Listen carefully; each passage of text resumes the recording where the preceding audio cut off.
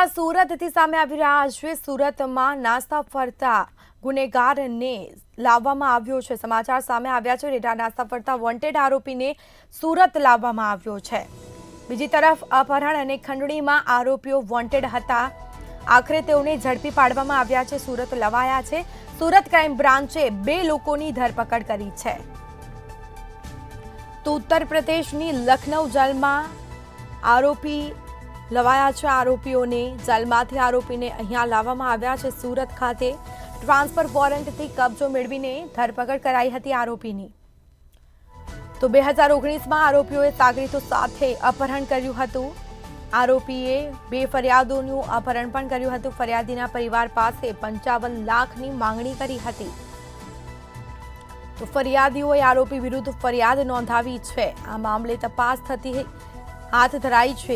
18 આરોપીઓની ધરપકડ કરી હતી, જેમાં 2ને વોન્ટેડ જાહેર કરવામાં આવ્યા હતા।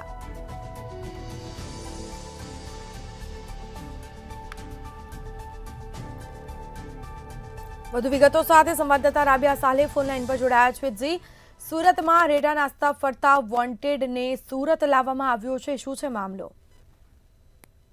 ખાસ કહી શકાય કે અત્યારે સુરત ક્રાઇમ બ્રાન્ચ દ્વારા 2ની ધરપકડ કરવામાં આવી છે। ઉત્તર પ્રદેશના લખનઉના જેલમાંથી આરોપીઓને ટ્રાન્સફર વોરંટથી કબજો મેળવીને સુરત લાવવામાં આવ્યો છે। વર્ષ 2019માં સ્નેટા આરોપીઓ પોતાના સાગરીતોની સાથે 2 ફરિયાદીઓનું અપહરણ કર્યું હતું। આરોપીઓએ ફરિયાદીના પરિવાર પાસેથી ₹55 લાખ પણ માંગ્યા હતા। જો કે ફરિયાદીઓએ આરોપી વિરુદ્ધ સુરત ક્રાઇમ બ્રાન્ચમાં ફરિયાદ નોંધાવી હતી।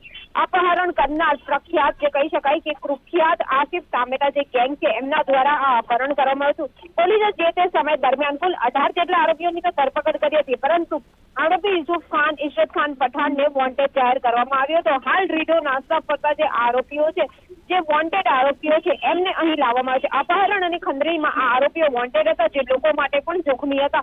સ્મિતા, ખાસ કહી શકાય હાલ સુરતની ક્રાઇમ બ્રાન્ચ દ્વારા 2ની ધરપકડ કરવામાં છે અને ટ્રાન્સફર વોરંટથી ઉત્તર પ્રદેશના લખનઉથી તેમને અહીં લાવવામાં આવ્યા છે। જી સ્મિતા। જી બિલકુલથી તમામ જાણકારી આપવા બદલ આપનો આભાર।